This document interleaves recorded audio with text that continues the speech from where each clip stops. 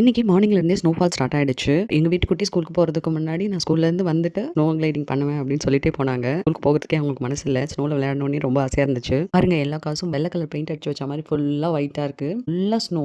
வெளியில எல்லாம் கிளம்பணும்னா ஒரு அட்லீஸ்ட் ஒரு 10 மினிட்ஸ் முன்னாடியாவது வந்து இந்த இதெல்லாம் கிளீன் பண்ணிட்டு அதுக்கப்புறம் தான் நம்ம போற மாதிரி இருக்கும். ஸ்கூல்ல இருந்து வீட்டுக்கு வந்த உடனே ஸ்னோ கிளைடிங் பண்றதுக்கு கிளம்பிட்டாங்க. நாங்க இருக்கிற அபார்ட்மெண்ட் பக்கத்துல ஒரு ஹில் இருக்கு. அந்த ஹில் இப்ப பாக்குறதுக்கு அப்படியே ஒரு குட்டி பனிமலை மாதிரியே இருக்கும். அவங்க ஃப்ரெண்ட்ஸ் எல்லாம் முன்னாடியே வந்துட்டாங்க. இவங்க கொஞ்சம் லேட்டு, இருட்டிடுச்சு வேற. நல்லா வேகமா போயிட்டு இருக்காங்க. அந்த ஹில்ல பாருங்க எவ்வளோ பேர் ஸ்னோ கிளைடிங் பண்ணிட்டு இருக்காங்கன்ட்டு. வெதர் பார்த்தீங்கன்னா -2 இருந்துச்சு. ஆனால் யாரும் அதை கண்டுக்கல. எல்லாம் ஜாலியாக விளையாடிட்டு இருந்தாங்க, என்ஜாய் பண்ணிட்டு இருந்தாங்க. சரி வந்த வேலையை பார்ப்போம்னு சொல்லிட்டு என் பொண்ணும் ஸ்னோ கிளைடர் எடுத்துட்டு கிளம்பிட்டாங்க அவங்க ஃப்ரெண்ட்ஸோட. பாருங்க இந்த குட்டீஸ் எல்லாம் சேர்ந்துட்டு என்ன அலப்பறை பண்றாங்க பாருங்களேன். தனித்தனியாக வராம 2 ஸ்னோ கிளைடரை சேர்த்து 3 பேரும் சேர்ந்து வராங்க பாருங்க. இவங்கெல்லாம் விளையாடுறது பார்த்துட்டு நம்மளால சும்மா இருக்க முடியுமா? ஸோ நானும் களத்தில் இறங்கிட்டேன். செம ஃபன்னா இருந்துச்சு. கட்டு மேட்டு அமுக்கு டுமுகள் அமால் டுமால் அமுக்கு டுமுகள் அமால் டுமால் அமுக்கு டுமுகள் அமால்